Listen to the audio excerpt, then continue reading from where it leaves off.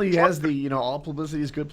Look, in the primaries, and I respect Trump for this, all the other candidates were pissed that they weren't getting the same amount of coverage. But they weren't going into the lion's den every day, right? Trump is going on CNN, MSNBC, ABC, you name it, doing interviews, getting his name out there. Show. Like, he was literally getting up at like 4 a.m. Yeah. And like starting that morning radio show call-in thing that occurs from like exactly 6 a.m. to like 10 a.m., the ride into work. He'd call as many of those as he could while he was like flying to his next stop or to his next tour date. Right. Or like, between work, he found a new way to like, he was pumping media. I heard him on so many no name radio shows. Yeah. Like the Jim and Bill Morning Show in Albuquerque. Like, it's like, what the fuck's he doing that? Like in the middle of the campaign, there was a clip from last year on the Opie and Jim show where I thought it was going to be like a bit where they're like, we got Donald Trump calling in. I was listening to it on YouTube and I'm like, oh, I bet that Donald Trump's going to call in as he's running for president. And then they answer it and it's just this radio show. They're like, Donald, how you doing? He's like, hey, how you guys doing this morning?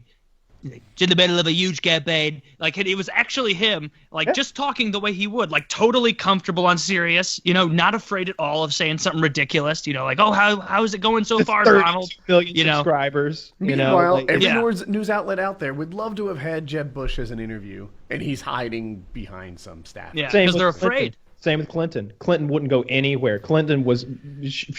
that's what Megyn Kelly was saying. Like, Megyn Kelly does not like Donald Trump, clearly. But I was listening to her the other day. She's like, and they were talking about this point specifically about him getting so much media attention. She's like, we contacted Hillary Clinton constantly. She was giving every opportunity under a myriad of circumstances, rule sets, any way you can go about getting an interview that she'd be comfortable with doing with me.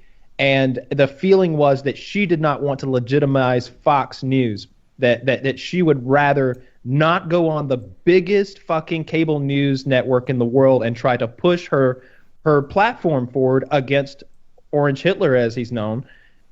She'd rather hide. Meanwhile, Trump doesn't care who you are. He'll go on there and fight a fucking like crusade against. He'll go on like 5v1 on some panel. Yeah, he'll be on the Young Turks on there, like no. He'll bring up the Armenian genocide, and like their eyes will burst out of their head. And Hillary's about all that. She had a slightly different thing she was working with, right? Like Hillary always thought she was ahead, or may have even been ahead at some point. You don't really know until the election. She had Ronda Rousey syndrome. She had John Podesta over in there. God, your boxing's good. God, it's sharp, Hillary. Fuck, you're like a pro. You could take on Mayweather. So maybe Mayweather's next, Hillary. But on the other shoulder, being ignored was, hey, maybe you should go up to Michigan and see if they're interested. So if the news cycle is currently Donald Trump called Miss Universe fat, or if the news cycle is currently Donald Trump grabs women by the pussy without their consent or whatever, then Hillary's like, you know what?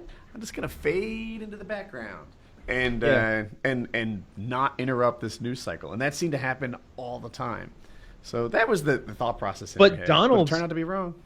So what Donald would do was, those who hate him, and there were so many, they would come up with those news stories. They would either dig them up because they're factual, because they would take tape right from him, and whether they doctored it or not, portray him badly. Look, you don't have to do that whole doctoring thing CBS did with the 911 Trayvon Martin tape to make Trump look bad. You don't have to go that far. However, at times they did do that to him. They will always cut off like his third like sentence. There's the third part of his sentence or something. If he's gonna say they're rapists, they're drug dealers, or this, and some of them I assume are good people. They really just want to cut that good people part out, and it just seems a little disingenuous that they always cut it out. It's like you didn't have 2.5 seconds more of airtime. Like, let's just be 100% clear. Like, yeah, he said something pretty ridiculous, but let's hear the end of it. I felt like that happened to him constantly, but he was always ready to like throw a little something out into the news cycle to get you out over that. He'd say something crazy,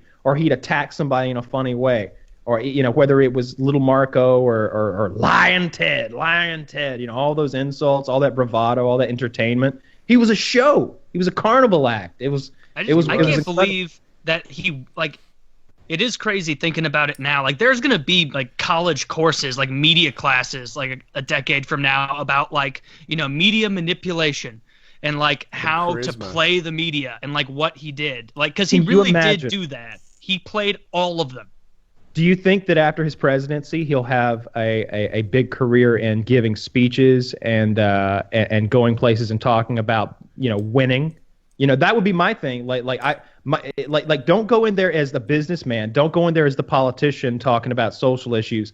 Go in there and talk about winning, and because that's what he's known for. That's what he's done.